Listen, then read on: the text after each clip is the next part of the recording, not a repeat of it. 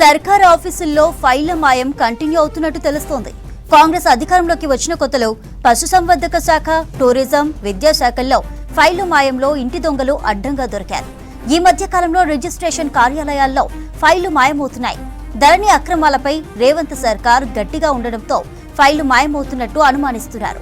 4-5 రోజులుగా కరీంనగర్, భువనగిరి, రంగారెడ్డి జిల్లాల్లోని రిజిస్ట్రేషన్ ఆఫీసుల్లో ఫైళ్లను ఎత్తుకెళ్లినట్టు తెలుస్తోంది.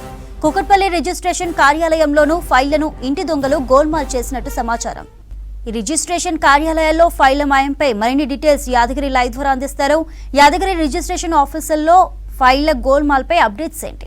ప్రధానంగా గత బీఆర్ఎస్ ప్రభుత్వం హయాంలో ఏవైతే అవకతవకలు, అక్రమాలు జరిగాయో వాటిని శాఖల వారీగా కాంగ్రెస్ అధికారంలోకి వచ్చిన తర్వాత వాటిని శాఖల వారీగా సమీక్షలు చేస్తూ అందులో జరిగినటువంటి గోల్మాలు, అవకతవకలను బయటపెట్టే ప్రయత్నం చేస్తుంది. అయితే ఏదైతే గత బీఆర్ఎస్ హయాంలో చాలామంది ఉన్నత అధికారులు పాలకులకు అనుకూలంగా వ్యవహరించనే ఆరోపణలుగా ఉన్నాయి. అందులో భాగంగానే చాలామందిని కూడా వాళ్ళ పదవి కాలం అయిపోయినప్పటికీ, వాళ్ళను రిటైర్మెంట్ అయిపోయినప్పటికీ వాళ్ళని అదే పొజిషన్లో, అదే శాఖలో కొనసాగించారు. వీళ్ళు చేసే ఏదైతే బీఆర్ఎస్ హయాంలో వాళ్ళు చేసే అక్రమాలకు, అవకతవకలకు వాళ్ళు సపోర్ట్ చేశారని చేసి పెద్ద ఆరోపణలు ఉన్నాయి. అయితే కాంగ్రెస్ అధికారంలోకి వచ్చిన తర్వాత మొదట్లోనే కొన్ని శాఖలకు సంబంధించి అందులో ఉన్నటువంటి ఫైల్స్ను మాయం చేసే ప్రయత్నం చేశారు. అందులో బాగానే అడ్డంగా కొన్ని శాఖలకు సంబంధించిన ఫైల్స్ మాయంలో అడ్డంగా దొరికిన సందర్భాలు మనం చూసాం. ఉదాహరణకు పశుసంవర్ధక శాఖలో అప్పట్లో అక్కడ ఉన్నటువంటి ఆ శాఖ సంబంధించిన అధికారులు చాలామంది కూడా లేట్ నైట్లో అక్కడ ఉండే ఫైల్స్ను తరలించే ప్రయత్నం, లేదంటే కొన్నిటిని కాలబెట్టే ప్రయత్నం చేశారు. దానికి సంబంధించి కూడా అడ్డంగా దొరికిపోయారు. ఆ తర్వాత టూరిజం శాఖకు సంబంధించి కూడా సాక్షాత్తు రవీంద్ర భారతిలో ఉన్నటువంటి కార్యాలయం నుంచి వాటిని తరలించే ప్రయత్నం చేశారు. సో వాటిని కూడా అడ్డుకున్నారు. వాళ్ళు చేసే ఆ దొంగతనం అంటే ఏదైతే ఫైల్స్ ఉన్నాయో ఆ ఫైల్కి సంబంధించి కూడా అక్కడ కూడా అవి వాళ్ళు తీసుకెళ్తున్నప్పుడు బహిరంగంగానే దొరికారు. సో దీంతోపాటు ఈ ఎడ్యుకేషన్కి సంబంధించిన శాఖలో కూడా అదే జరిగింది. అక్కడ కూడా పట్టుబడ్డారు. సో ఇట్లా వరుసగా ఏదైతే గత ప్రభుత్వ హయాంలో అవకతవకలు జరిగాయో, ఇష్టానుసారంగా వ్యవహరించారో దానికి సంబంధించి ఏదైతే నిబంధనలు పాటించకుండా ఫైల్స్ మూవ్ చేసి తమకు సంబంధించిన పనులు చేసుకున్నారో దానికి సంబంధించినటువంటి ఆ అడ్డాదారులో తీసుకొచ్చినటువంటి పత్రాలన్నింటిని కూడా, ఫైల్స్లు అన్నింటిని కూడా ఒక్కొక్కటి వాళ్ళు కనబడకుండా చేసే ప్రయత్నం చేశారు.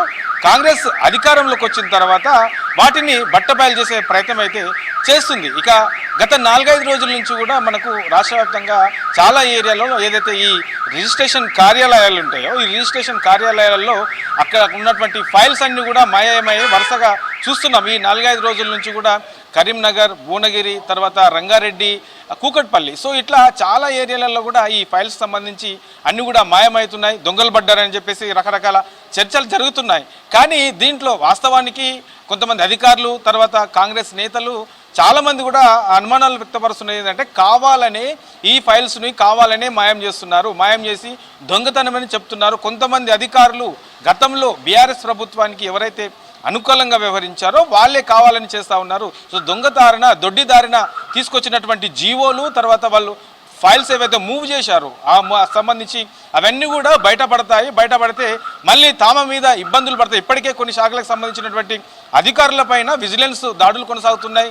తర్వాత దానికి సంబంధించి పూర్తి స్థాయిలో దర్యాప్తు చేస్తున్నారు. అనుమానులు ఉన్నటువంటి శాఖలపైన దర్యాప్తు చేస్తున్నారు. కాబట్టి సో తమ పైన కూడా ఎక్కడ ఇలాంటి ఎఫెక్ట్ పడుతుందో, ఎక్కడ విజిలెన్స్ దాడులు జరుగుతాయో, ఎక్కడ ఈ అవకతవకలు తాము చేసినటువంటి అవకతవకలు బయటపడతాయనే భయంతో చాలామంది కూడా ప్రభుత్వ కార్యాలయంలో వాళ్ళ దగ్గర ఉన్నటువంటి ఫైల్స్ని తప్పించే ప్రయత్నం చేస్తున్నారు. వాటిని కూడా దొంగిలించిరని చెప్పేసి బయటకి చెప్తా ఉన్నారు. సో వీటి అన్నిటిపైన కూడా పూర్తి స్థాయిలో కాంగ్రెస్ ప్రభుత్వం దర్యాప్తు చేసే పనిలో పడది. తర్వాత ఎవరు దీని వెనుక ఉన్నారు, ఎందుకు ఇలా జరుగుతున్నది, ఈ ఫైల్స్ మాయం కావడానికి గల కారణాలు ఏంటి, ఏ రీజన్తో చేస్తున్నారనే దానిపైన పూర్తి స్థాయిలో దర్యాప్తు చేసేందుకు ప్రభుత్వం అయితే సిద్ధమవుతుంది. ఆ తర్వాత ఎవరెవరు దీని వెనుక ఉన్నారు, ఎందుకు చేయాల్సి వచ్చింది అనే దానిపైన ఏదైతే దర్యాప్తు కమిటీ ఉంటుందో ఆ దర్యాప్తు కమిటీ ఇచ్చే రిపోర్టును బట్టి ప్రభుత్వం ఎలాంటి చర్యలు తీసుకుంటుందో అనేది చూడాల్సిన అవసరం అయితే ఉన్నది. అసలు ఇప్పుడున్నటువంటి సిచ్యువేషన్లో ఈ ఫైల్స్ మాయము, ఫైల్స్ దొంగతనాలు అనే దానిపైన అయితే కావాలనే క్రియేట్ చేసి, కావాలనే దొంగతనాలు చేసి ఇవి